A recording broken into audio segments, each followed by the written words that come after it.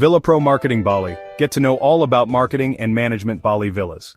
Akhir April lalu, para pemilik hotel berkumpul di Bali untuk membahas tentang penurunan tajam tingkat hunian hotel yang terjadi di Bali, padahal pariwisata di pulau ini tampak begitu hidup.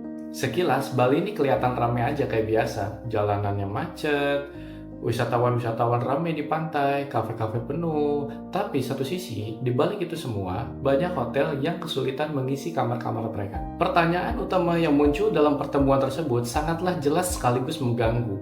Bali ini rame, tapi kenapa kok tingkat hunian hotelnya rendah sekali? Pertemuan itu akhirnya ditutup dengan sebuah usulan, yaitu pemberian tekanan regulasi yang lebih besar terhadap pemilik villa dan apartemen pribadi. Sebuah sektor akomodasi informal yang pertumbuhannya sangat pesat dalam beberapa tahun terakhir. Tapi untuk memahami alasan di balik usulan ini, sepertinya kita perlu melihat dinamika yang lebih luas. Selama lebih dari 1 dekade, Bali telah menarik banyak investor, baik dari dalam negeri maupun luar negeri. Daya tariknya udah jelas, keindahan alam, kemudahan untuk memulai usaha, dan pasar properti yang relatif longgar dari segi regulasi.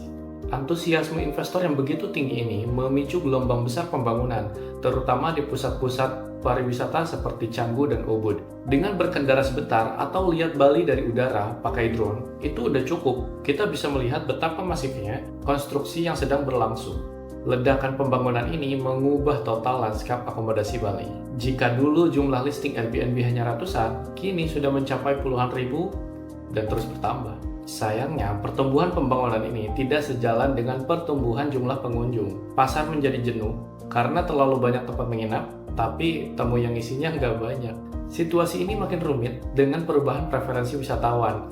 Villa dan apartemen modern yang dikelola secara pribadi menawarkan fasilitas yang lebih up-to-date, desain interior yang lebih menarik, dan tingkat privasi yang sulit ditandingi hotel-hotel konvensional. Akomodasi jenis ini jelas menarik bagi generasi baru wisatawan, generasi yang mencari pengalaman otentik dan menginginkan kendali penuh atas liburannya, bukan model layanan tradisional. Di tengah perubahan pasar ini, banyak hotel mulai kewalahan untuk bersaing. Di awal tahun 2025, Bali punya sekitar 150.000 kamar hotel.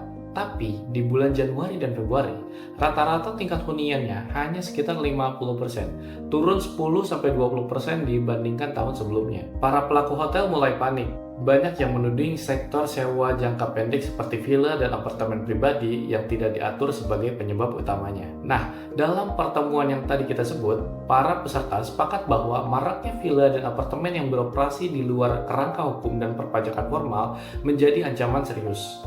Properti-properti ini banyak dipasarkan di platform seperti Airbnb dan OTA lainnya, menawarkan harga yang lebih kompetitif karena tidak dibebani dengan biaya lisensi atau pajak seperti hotel. Tapi fenomena ini tidak hanya terjadi di Bali aja, di luar negeri pun sama. Misalnya di Barcelona, di Amsterdam, di New York, itu juga mengalami gejolak yang serupa. Di sana, tekanan dari industri hotel berhasil mendorong pemerintah untuk menerapkan regulasi ketat supaya membatasi pengaruh sewa jangka pendek dan mengambil kendali atas pasar akomodasi. Tampaknya Bali juga berada di jalur yang sama. Dari sudut pandang ekonomi, ini adalah contoh klasik disrupsi pasar. Ketika model baru yang inovatif menantang sistem yang lama, para pemain lama seringkali merespon bukan dengan adaptasi, tapi dengan perlawanan. Alih-alih berinovasi, mereka malah mencari perlindungan regulasi. Dan pola tersebut sedang terjadi di Bali hari ini. Hotel-hotel independen menjadi pihak yang paling terpinggirkan. Banyak yang merasa dikhianati, seakan-akan aturan main yang selama ini mereka patuhi tiba-tiba berubah tanpa pemberitahuan. Pertemuan April lalu menjadi bentuk respons dan upaya untuk merebut kembali pengaruh dan relevansi dalam pasar yang telah berubah. Lalu apa yang akan terjadi selanjutnya? Besar kemungkinan upaya untuk memformalkan sektor informal ini akan semakin digencarkan. Bisa jadi nanti pemerintah mengeluarkan kebijakan baru untuk memastikan kepatuhan pajak, izin usaha, dan pencatatan tamu di kalangan penyedia villa dan apartemen pribadi. Orang-orang yang bergerak di industri hotel pun mungkin akan semakin terorganisir untuk mendorong penerapan hukum yang konsisten serta aturan yang lebih ketat. Masyarakat Bali sendiri udah tidak asing dengan yang namanya demo ataupun penertiban. Pendekatan serupa bisa saja dilakukan di Bali. Tapi, tindakan semacam itu, meskipun efektif dalam jangka pendek, tidak akan menyelesaikan masalah struktural yang lebih dalam. Hal itu hanya menimbulkan ketidakpastian di kalangan investor, memperlambat pembangunan, atau bahkan mereka mundur dari pasar. Tekanan hukum saja tidak cukup untuk menyelesaikan pergeseran perilaku konsumen atau dinamika pasar yang sekarang sedang berlangsung. Pada intinya, ini bukan sekedar persoalan hukum atau regulasi. Ini adalah perubahan mendasar dalam cara orang bepergian dan menikmati layanan hospitality.